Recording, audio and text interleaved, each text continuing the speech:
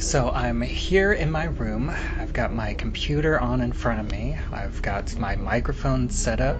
There's a notepad open with some notes about my podcast. It's time to rewind.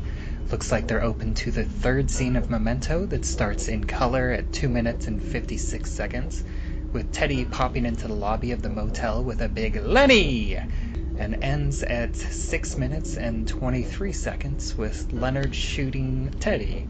Hang on.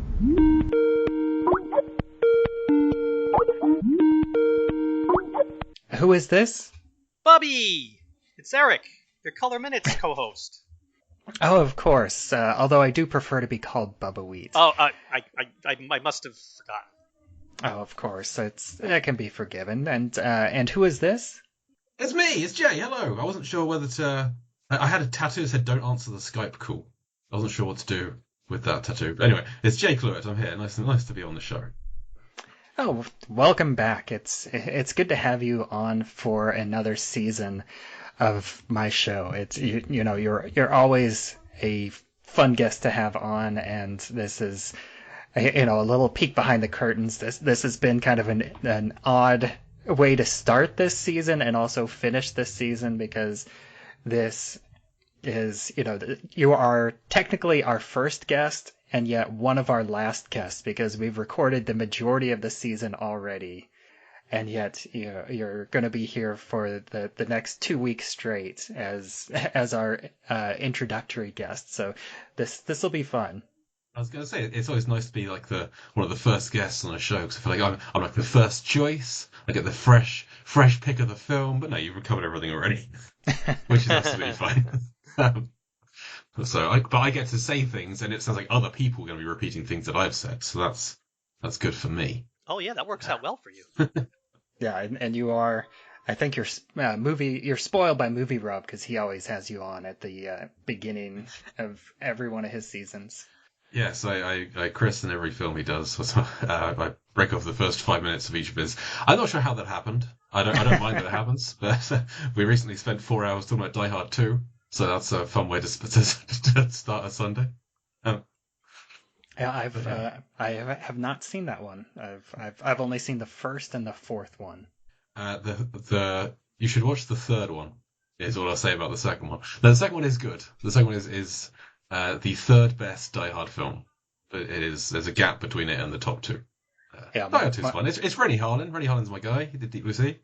Yeah, my other co-host Lisa is also a big fan of the third one.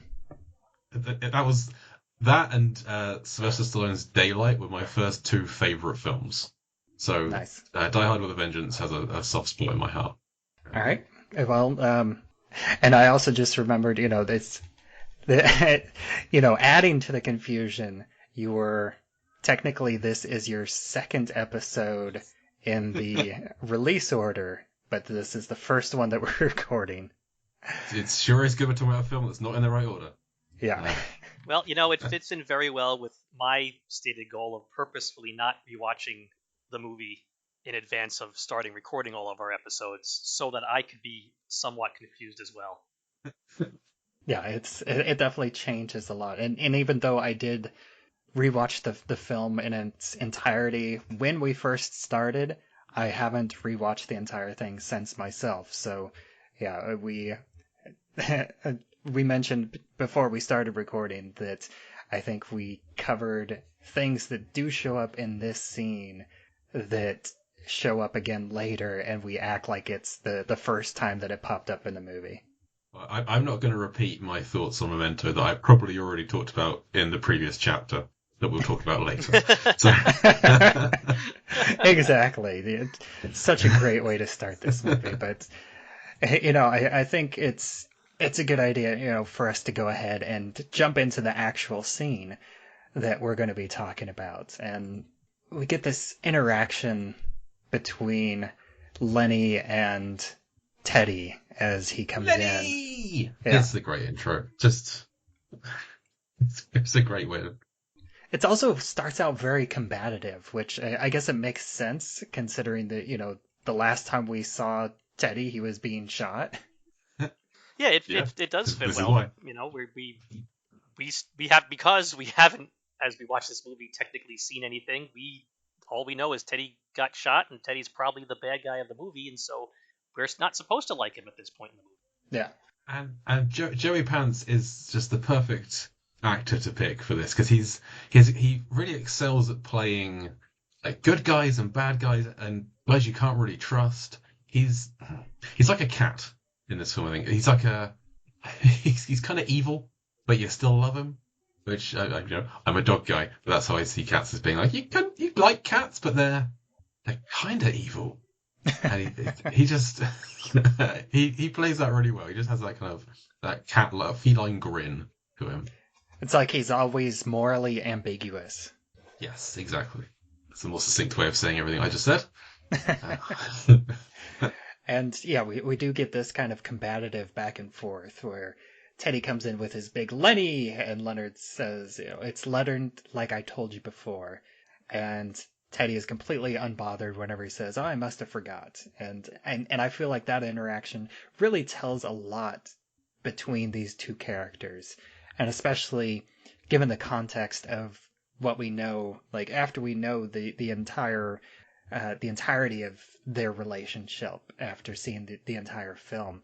Let me ask you, why do you think that Teddy consistently calls Leonard Lenny, even though that he knows that Leonard doesn't like it? Okay, so I think he's trying to, with Leonard's condition, you need to be familiar with him, like appear like a friend or have a relationship with him immediately. So I think that Lenny is like, hey, it's a nickname that you and I share because we're friends, and he's trying to get in there with the I know you, with this kind of familiarity, like second one of them being together, would be my guess. I think that's a very good point that Jay makes. Because he knows what Leonard's condition is. If he's just coming up to him and being very formal, hello, Leonard, you're almost restarting every time he talks to him. By him opening up with the more nonchalant, casual Lenny, it's signifying to Leonard, you do already know me. So even though it's something that he knows Leonard doesn't like, even though Leonard might not remember him, he probably assumes that he's told him he doesn't like to be called Lenny if he's calling him that. It does at least let him know we already know each other. You don't have to start all over again telling me about everything involving your condition. Yeah, I can see a little bit of that. I also think that there's a little bit of like a similar way that I think there's a little bit of the same reason why Natalie later on, she calls him Lenny as well. And, she will do that to kind of dig the knife in a little bit. But I think that Teddy does it just to kind of keep him on edge. And I think with him being on edge and just to kind of throw him off, it makes him a little bit easier to manipulate because, it kind of throws him off his guard and, gives him and puts him in a slightly bad mental state. And so that's easier to throw him off. At least, that's kind of how I look at it. Yeah, I think there's a little bit of an aspect of him messing with him a bit. And we do see that later on in the movie as well. That sometimes to amuse himself, Teddy will mess around with Leonard's condition just to keep himself entertained. Yeah. Yeah, I mean, his mental state doesn't need exacerbating anymore. It could just be, just fun for Teddy. So just be a dick, basically. He's not a good guy. No, he's definitely not a good guy, even though he does come off as very friendly and amenable towards Leonard through the majority of the movie. And even, this next line, which is a line that I clearly love, and the listeners will hear on this podcast quite a bit. The whole, I assume I've already told you about my condition, and Lenny says only every time I see you. And here, it feels like a very practiced response, but at the same time, I don't get the feeling of annoyance. It's kind of like he's used to saying it, but he's not tired of saying it. Who else can I think of that's used to saying only every time I see you a lot, but is not tired of saying it? I wonder if future listeners will know who that is. No idea. And then, shortly after this, we get the first instance of Teddy trying to trade cars with Leonard. And I think this is a nice little scene, and I feel like this is also kind of one of the iconic shots of Memento. I feel like it's used in like reviews and things about Memento, like the moment with Leonard holding up the picture of the Porsche Yes, I actually remember before I ever or saw the this Jaguar. Sorry. before I ever saw this movie for the first time, and I first read about it to see that it's something I knew I would enjoy. This, for some reason, I don't know why this is, because this must have been 15, 20 years ago. This is the photo that was in the article that I read when I first heard about this movie, was him holding up this Polaroid in this shot. And I don't know why that is, but I just, for some reason, that image seared into my brain. I mean, it's an encapsulation of the film. It's him holding up pictures of people. Yeah. That's what he does. But this is the first time they try and swap cars. Also, the last time they try and swap cars. Yeah, and for Teddy at least. yeah, and this is again, it's like an important and very quick and succinct way of introducing Leonard's system. Like, we don't see the fact that it says "my car" on the back, like it's blank on the front, but we know that this is a part of his system. Do you reckon there are any days that this has worked? That like Teddy did get the car off of him? I don't know how many, because this isn't, they've known each other for a long time. This isn't their first mission together. Do you reckon every time Teddy tries to take the car? Well, I mean, definitely every time he tries to take the Jaguar, because that's a very important plot point. Since, I mean, if for anybody that's listening to this and haven't seen the movie, first off, watch the movie because it's incredible. But we know that there is like $100,000 in cash and a gun in the trunk of the car. Yeah. And Teddy is trying to get that without stealing it. Like, he's trying to legitimately get the car from Leonard. Yeah, fair enough. So it's not just maybe he tries to steal anything he can, anything of potential value that Leonard has. I'm doing it now. I'm being the bad guy. I'm calling him Lenny. And then again, like, even after his first attempt at this scene to get the car doesn't work, he almost immediately, like, once they're both in the Jaguar, he again tries another way to get Leonard to give him the car. And I kind of love this moment too, because I think I'm pretty sure Teddy can clearly see all this bits of broken glass on the edge of the window, so he can tell that the window's broken. But he asks him to roll up the window anyways, and then we get the additional movement of the shattered glass. And I love Leonard's just completely nonplussed reaction, where he just says, "It's broken." Well, would Teddy know? I'm trying to remember if Teddy would know why that window was broken. I mean, we know he gets involved later on in the movie with Dodd, who is the cause of the broken window, but we don't see in the movie Leonard specifically tell him the details, but maybe we can assume that. Well, no, Leonard's got a bad memory, so actually Teddy probably might not know why the window's broken. Yeah, he probably doesn't know exactly, but I feel like he can safely assume that it was it happened during the incident with Dodd, because they did they did drive out together.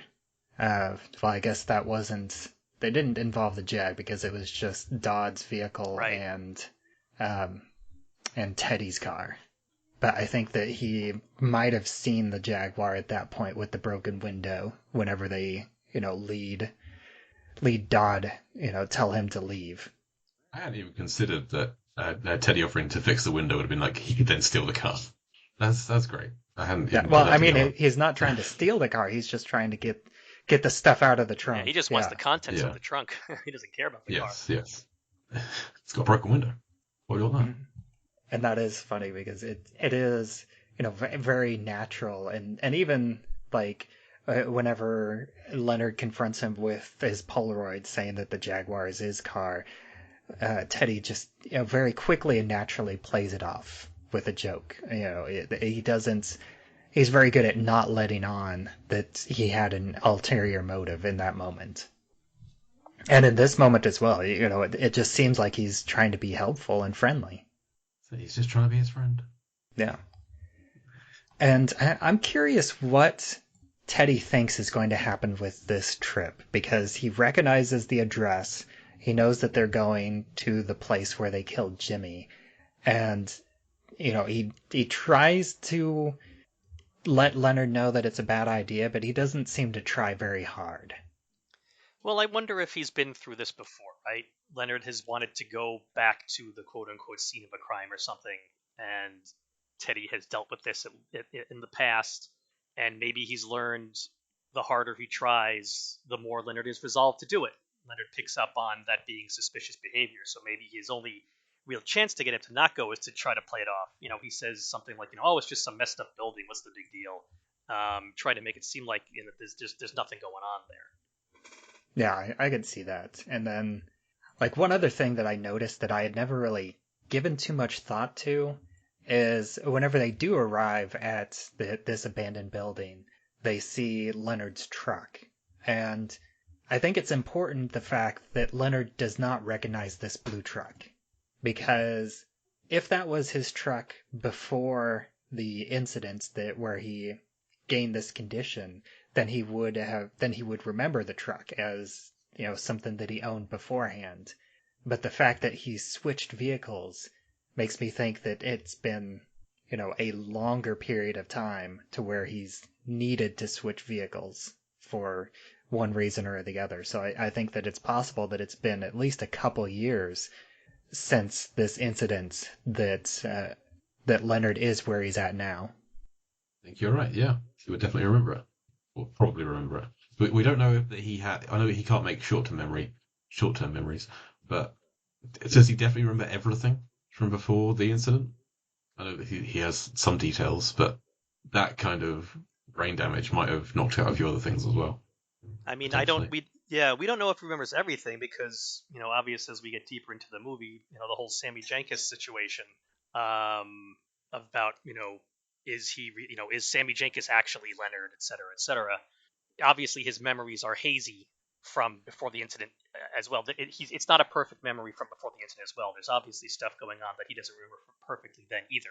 So there is that to consider also. Yeah, I'm not sure what the rules are in America. I don't know if someone in his condition would be allowed to buy a car. I don't know. Well, I'm in America and I don't know that rule either. Fair. I don't know that rule. I mean, it's possible that his license expired 3 years ago and he just hasn't remembered to renew it. It's very true. Oh, it's a living nightmare, isn't it? Just every situation he's in. Yeah, exactly. And then I like that we do get a little introduction to Leonard's investigator mentality. Whenever he looks at the tire tracks and because Teddy tries to convince him that truck's been there for years, which, I mean, that in and of itself kind of lets you know that something's a little off about this situation, because how would Teddy know this location and the fact that a truck has been there for years? And then Leonard, if a truck had been there for years near me, it would not have all its wheels anymore.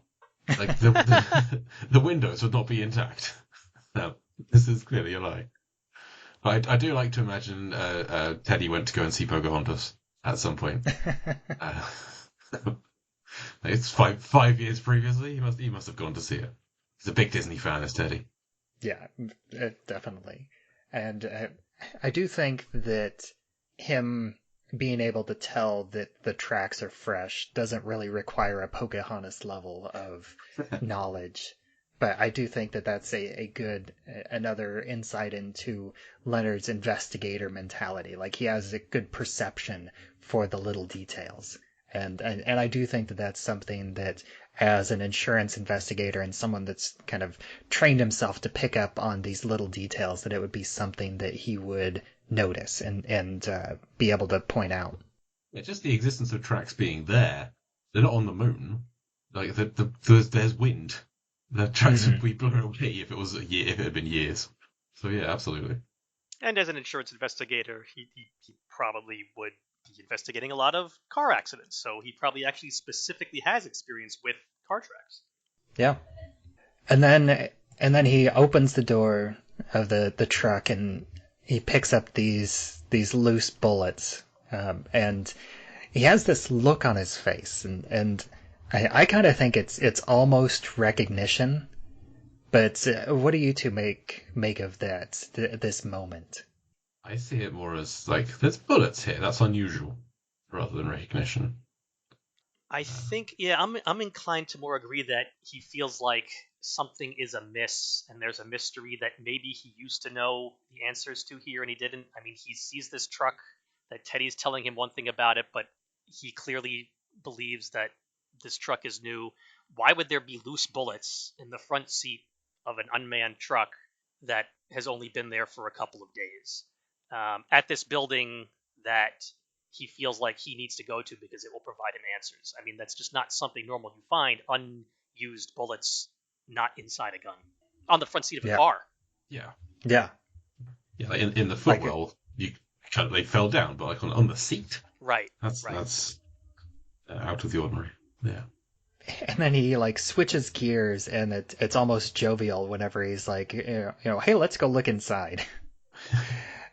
And it almost feels like he does have this kind of plan in his head that he's following through. Like, how much do you think is like somewhat pre-planned based on, maybe his Polaroid notes, even though we do get this moment like right after they go in of him reading the back of the Polaroid and acting on it.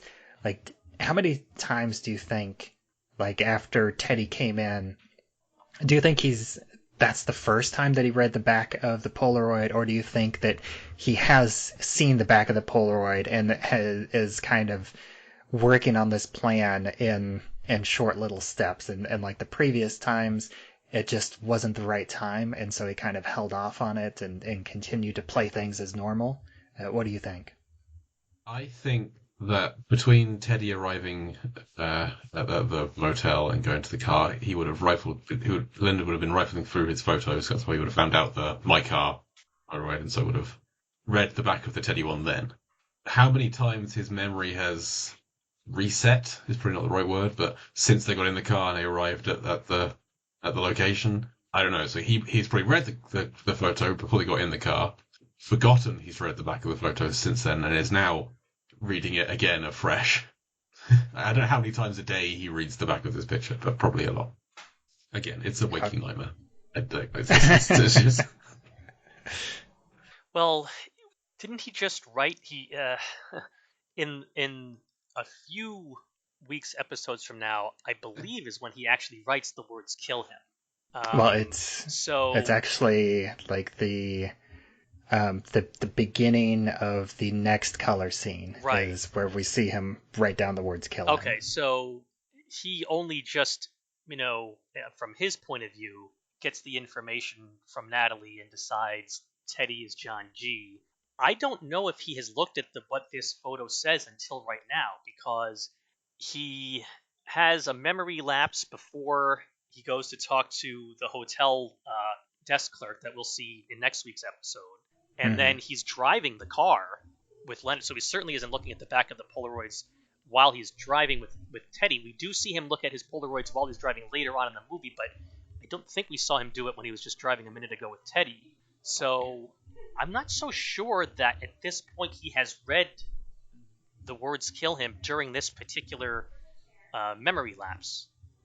Well, I don't think we see him on screen looking at his Polaroids, but he does at least have the address, visible at all times, so that way he knows where to go, and that's how Teddy knows where they're going too. I love that catch-all excuse he has, like, why are you doing this? Don't remember. It's great. He can use it all the time. And I do like his delivery of that, because he knows that it's like a fun thing with him to say. Like, he's having fun with it at that point as well. Yeah, and then we get this, I think this is another one of the big moments of the movie, whenever Leonard attacks Teddy. And, Teddy, his reaction is interesting because he doesn't seem terribly concerned at first. Like, do you think that this isn't the first time that Teddy's been attacked by Leonard in this kind of way? I had the Maybe. same. I had the same, very similar notes as you. That is this really what he should be saying to Leonard? Is this really how he should be reacting to him, or does he genuinely think Leonard is not going to kill him because he's been in this exact situation before? Either because Leonard will forget in the middle of what's going on why he's doing it, or because he's talked him out of it before, or whatever the reason is, he's not scared about what's going to happen. He's not concerned about being killed until really literally the last second before it happens. Mm-hmm. Yeah, I think that's right. I think they have definitely been through this before. I mean, maybe I would agree that this isn't what Teddy should be saying, as it doesn't end well for him. But like, this is where he calls him a freak. Yep, isn't freak. This? Yeah. Yep. Like, when someone has a gun in your face, more insults, not a good decision, I would say. And much later in the movie, Natalie calls him a freak. So there's a scene where she calls him a freak several times, and she's saying it to clearly hurt him. I mean, the word freak has a certain connotation, and so for Teddy to call him a freak in this situation, it's almost like his true feelings coming out about Leonard here. That he maybe doesn't necessarily like him on the personal level so much, and he is just using him for his own nefarious purposes, and he really does view him as a freak. I mean, to say to someone who's got a gun in your face, "You don't have a clue, you freak," is really it's just not a smart thing to say, but it's also the kind of thing that come out if you are maybe a little nervous and your true feelings are just flowing out. Yeah, I think it also maybe like heightened emotions kind of prompt his memory loss quicker. So maybe putting him on edge or making him into a more highly emotional state is a way to kind of quicken his memory loss in order to get back to a more neutral state. Yes. And I also feel like this is it's kind of like Teddy is, it's kind of like keeping a wild animal as a pet, where you don't know exactly what's going to set them off, and they can seem friendly 9 times out of 10, but you do the wrong thing or you say the wrong thing and suddenly they turn on you, which is exactly what Leonard is doing in this moment. Yeah. Don't no pet snakes, people. Don't have snake pets. Just a rule. Well, at least not the giant snakes, Yeah. like the boa constrictors. If it lays down next to you, run away. Run. Just run. It's not giving you a hug. No. And I think we also get, the very important line where he says, "You don't know who you are." And, Leonard tries to collect him. "I'm Leonard Shelby from San Francisco." And Teddy's like, "That's who you were, not who you've become." And that is really kind of like one of the thesis lines, I think, for the entire movie. Because the movie is seeing what he has become. Absolutely. And it's an exact dialogue that's repeated later in the movie as well. It's that, and it's Teddy saying that Leonard knows his name because he read it off a picture. Like, that's that's the old like brain in a jar analogy. Is anyone ever sees real, or is it just what your senses are telling you? It's just is anything real? Just read off a picture. It's kind of like it's you can go really deep with this film if you want to. It's quite a nihilist film at times as well. Yeah, and we're doing 45 episodes, so probably like well over 20 hours of material discussing this movie. So we're definitely going in deep. Yeah, that's the understatement. And then he kind of finishes this line, this chain of reasoning, and with the "let's go down to the basement, then you'll know who you really are." And this does get like a bit of a reaction from Leonard. It's almost like he's considering what's happening and trying to search his memory or his emotions to see what might be in the basement. And that's whenever something about that look is whenever Teddy realizes that he's in danger, and then he yells the no, and we get the gunshot and the quick cut to black. And that's that's a lot in just these last few seconds of this scene. And the cut to black, I think, is interesting because we did spend so long with kind of the aftermath of the violence in the opening scene, seeing it backwards, that it's almost refreshing that we don't. It's like at this point we don't need to see it again. Yeah, I don't know if you've talked already about the famous bonus feature on the DVD of watching the film in chronological order. Yeah, we will be bringing it up several times throughout the course of this season, and I have. Lisa's not a fan. Yes, same. I've watched it as well, and it's it's that repeated bit of you see the end of the last scene, the start of the next scene, really ruins the film watching experience. I think it's not. Films should not do that. That's not how they should make all films. Is repeat the last 5 seconds of the previous scene at the start of the next scene. It doesn't work. I would have edited that out, I think, if I was putting it in order. Yeah, I definitely agree with that part. But it's almost like they can't, just because some of them are exact recreations of the scenes, but a lot of times there are subtle differences between the ending of one scene and the beginning of the other. Yeah, I look forward to hearing you talk about those, because I didn't pick up on them. But that's, that is pretty much the end of Teddy at the beginning of the movie.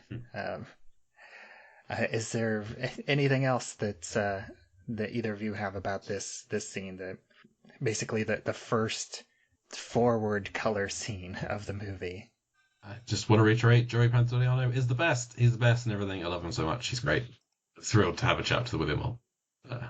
Yeah, I have no other notes about this minute. I just wanted to point out, playing off of what Jay said earlier about how Joe Pantoliano is always, playing these shady characters or people you can't trust. But there is one movie he was in where he plays a good guy that I just wanted to call out in La Bamba, when he plays Richie Valens' manager. I think he's very good in that. Of course, based on a real person. I haven't seen that one. Yeah, neither have I. I'm okay. aware of it, but I haven't seen that one myself either. He's one of those guys who just makes a film better. Like he's never bad. He's got a really small role in like Congo. I love him in Congo, and like Midnight Run. He always just plays these guys on the outside of society. He's going to sleazy guys who you shouldn't trust them, but they're useful. So. Of course. But thank you, Jay, for joining us today, and